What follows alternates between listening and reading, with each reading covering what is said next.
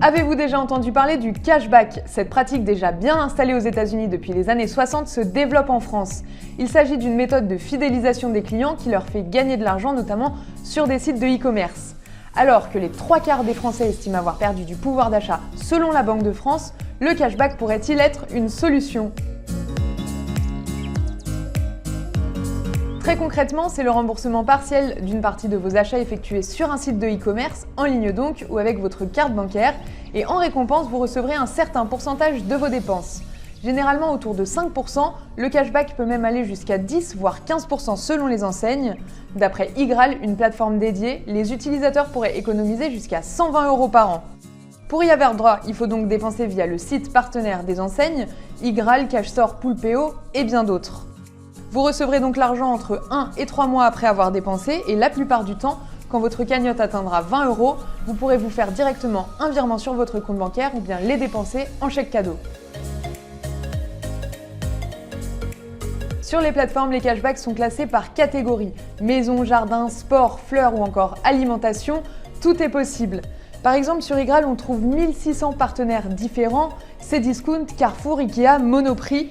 En plus de ces plateformes, certaines banques se mettent aussi à proposer du cashback. Parmi elles, on compte LCL, la Société Générale, la Banque Postale ou encore la BNP. Elles sont nombreuses à se positionner sur ce segment en plein boom.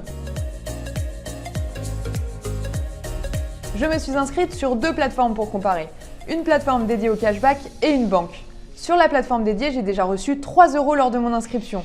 Je constate que le site met en avant chaque jour et même plusieurs fois par jour des offres boostées qui me poussent à consommer. Par exemple, aujourd'hui, j'ai une offre sur hotel.com en pleine période de réservation des vacances d'été qui me propose un cashback boosté à 12% au lieu de 2% habituellement. L'offre expirera 12 heures plus tard. Maintenant, je teste sur une banque. Il y a un peu moins d'enseignes partenaires, environ 1100, mais les partenaires sont presque tous les mêmes que sur le site dédié, tout comme les délais de remboursement. J'ai comparé la plateforme dédiée et la banque sur l'enseigne Monoprix. Le site spécialisé me propose jusqu'à 4% de cashback sur la mode, les maisons et les loisirs. Sur la banque, on me propose un cashback de 6% dans 304 points de vente ou sur le site de e-commerce.